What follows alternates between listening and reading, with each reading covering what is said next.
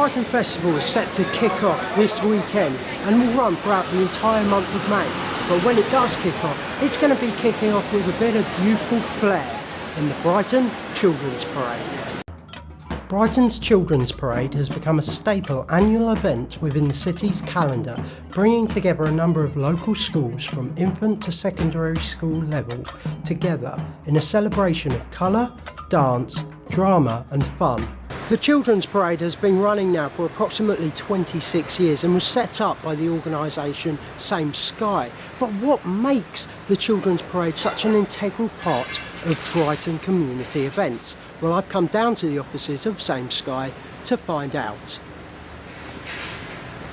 I think the reason it's important is because it's not like a carnival where people get a pizza box with a costume in, or they buy some carnivals which are really great. You know, it's not a criticism of them, but you buy a costume for your kid to come in the parade. The schools all engage in making the themes. They spend 6 months from the launch to the event.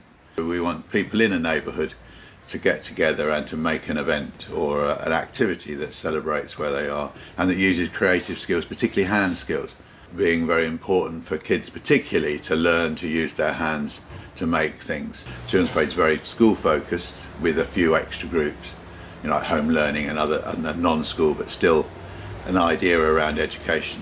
The parade looks to have approximately 80 schools from around the Brighton and Hove area taking part, and it's going to be kicking off on Saturday morning at 10:30 a.m. right here in the heart of the North Lanes. From there it will run past the Theatre Royal, onto North Street, through Queen's Parade and East Street, before moving down onto the seafront, before finally finishing up here on Madeira Drive at approximately 1 p.m.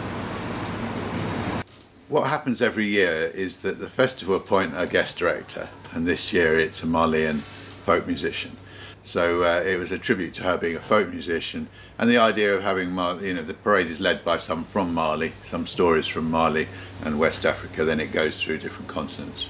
You know, so they're in there, but there's also Australian creation stories, African sort of stories about how the tiger got its stripes and things like that. So it gives a good variety. Now the parade obviously wants to attract a large number of people as it's a premier attraction of the Brighton Fringe programme. However, it does have one hindrance, that during the duration of the parade, as the parade runs through some of these streets, they will be shut down to vehicles during the time of 10 a.m. and on to the early afternoon. But that's a small price to pay to liven up the city this bank holiday weekend. Ant McEwan, Brighton Broadcaster News.